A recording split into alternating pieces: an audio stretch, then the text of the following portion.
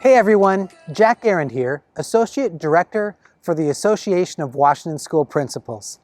Today, I'm happy to share some changes to the latest version of the AWSP Leadership Framework for School Leader Evaluation. First, let me start by saying we are so proud of the fact that we are the only state in our nation that has a leadership framework for school leaders written exclusively by school leaders. Our framework has been the primary resource for school leaders across our state for over 10 years. The main purpose of the leadership framework is to provide a guide on how to grow professionally throughout your leadership career. We know school leaders are evaluated every year, and we hope the process is centered around professional growth and collaboration with your supervisor. We designed the framework and professional growth pages to support and encourage conversations between you and your colleagues and you and your supervisor. We hope those conversations are centered around your growth and development as a leader. In this video, I'm going to share some updates on the general revisions for this new edition of the Leadership Framework, which we're calling version 3.0. We'll talk about things that have changed and things that have stayed exactly the same. And most importantly, we will provide our recommendations on how to use this document and a few of the additions we've included in version 3.0 to help you with your professional growth. Version 3.0 of the AWSP Leadership Framework goes into effect on July 1st, 2020. AWSP will distribute hard copies of the framework to each of our 295 districts beginning in August of 2020.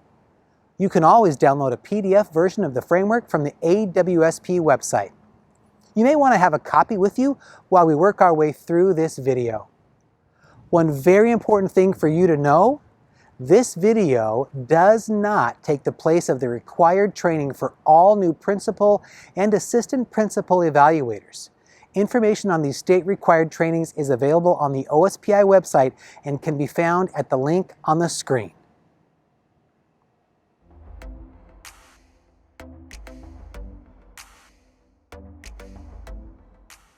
Let's start with an understanding of the general revisions made to the framework.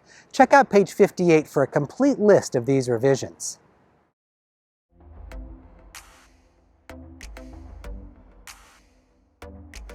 A major revision to the framework was around equity.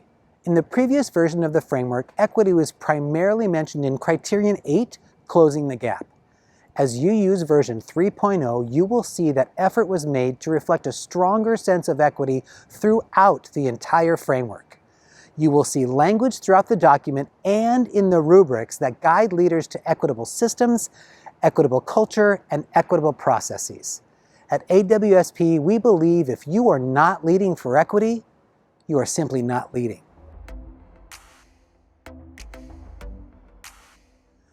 At the request of school leaders and school leader supervisors, we created a very clear, easy-to-find description of proficient administrative behaviors on each of the component pages. This addition to the framework helps the school leader and supervisor quickly find examples of behavior that support effective leadership practices.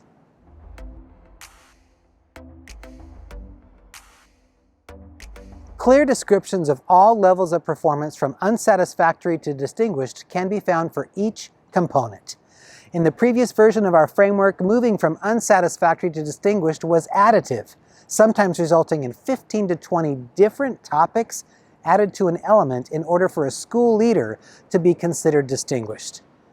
This was interpreted by many that it was just more work to become distinguished, rather than developing more effective leadership practices, which is what this framework focuses on. In the new version, you will see each component is consistent and conforms to the general descriptions for each level of performance. So for example, an unsatisfactory rating describes ineffective leadership practice, while a rating of basic describes semi-effective practices. A school leader who receives a proficient rating is demonstrating effective practice, and a distinguished rating shows the school leader has effective leadership practice that is pervasive throughout their building. We think it is important for the school leader and their supervisor to discuss these levels of performance early on in the evaluation process.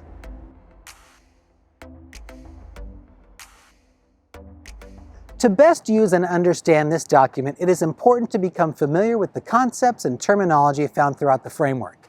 You can find an extensive list on pages 2 and 3 of the framework under the heading, Using this Framework. We encourage you to spend some time on these pages before diving into each criterion. Here at AWSP, we want you all to know and understand that this is a framework for all school leaders. We are very intentional when we use the term school leader. When you see this term, please know it refers to principals, assistant principals, and associate principals. This document defines high-quality leadership for any school leader. We recognize the impact and influence all of these positions have on their building, their district, and their entire school community. As you and your team begin using this new framework, we encourage you to start with pages 2 and 3 and 58 through 60. We feel this will ground your team in an understanding of the general revisions as well as the key concepts and terminology for the AWSP Leadership Framework version 3.0.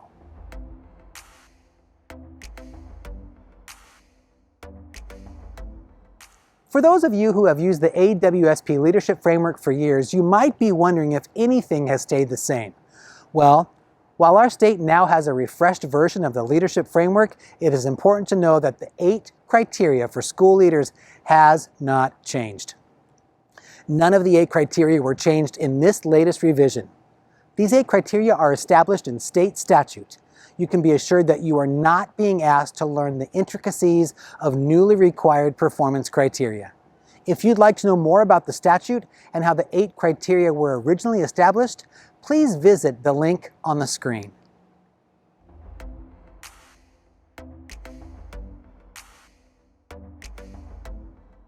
So, what are the differences? Well, for school leaders and school leader supervisors who have been using the AWSP Leadership Framework, you will find the layout, look, and feel of this document very user-friendly. Before we take a look at specific changes, I want to make sure that everyone understands how each criterion is constructed. We changed some of our terminology to better align with the state's instructional frameworks. What was referred to as an element in the previous version is now called a component. Let's take a look at how this works.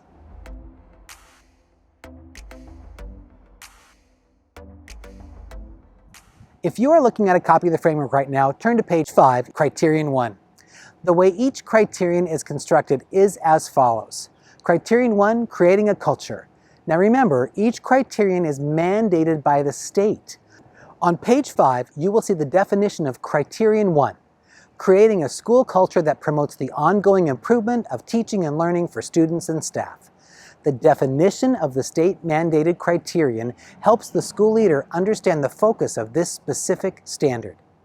Following each criterion are the different components. On pages 6 through 10, you will see the different components for Criterion 1, creating a culture. Each component defines a distinct aspect of the criterion.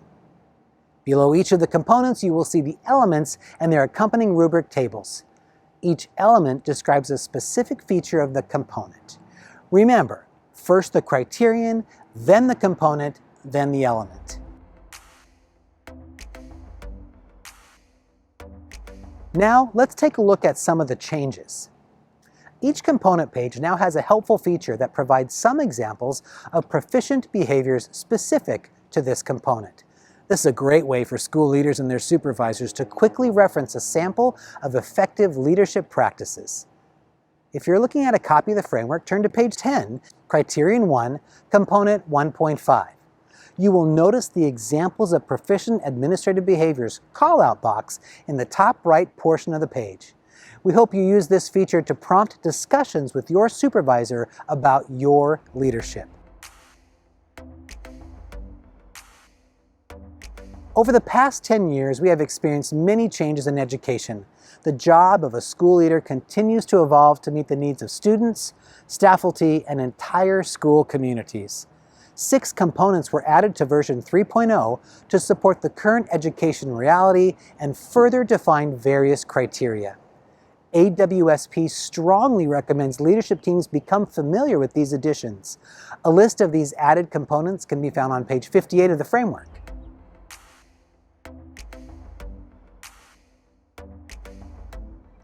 In 2014, AWSP released the Leadership Framework User's Guide as a companion tool to our Leadership Framework.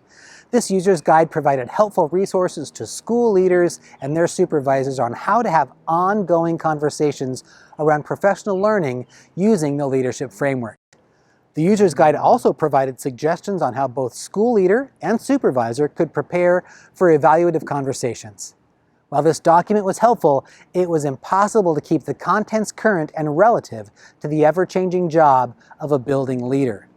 For version 3.0 of the AWSP Leadership Framework, we included one page per criteria to help your leadership journey. If you are looking at a copy of the framework, turn to page 11. These pages are similar to the past user's guide and provide suggestions to help you plan, implement, assess, and reflect for your professional growth. In an effort to stay current, expanded versions of these pages, including tools and resources, will be available on the AWSP website.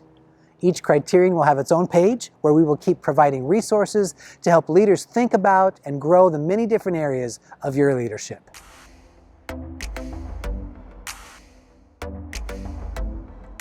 A helpful tool has been added to version 3.0 of the Leadership Framework. Information on the Evidence of Impact tool can be found on pages 54 and 55. Our Evidence of Impact tool is designed to help encourage school leaders in conversations around the impact of their leadership. It is not an evaluative form. Leaders around the state have begun using this form to help identify specific problems of practice and develop various theories of action. The Evidence of Impact tool provides reflective questions to support the professional growth of building leaders. You'll find the full-size version of the form on pages 56 and 57 of the framework. You can also access a downloadable version on our website.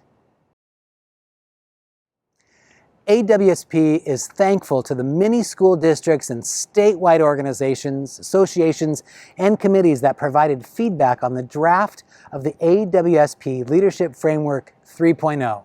This feedback was instrumental in improving the framework for all school leaders in Washington State.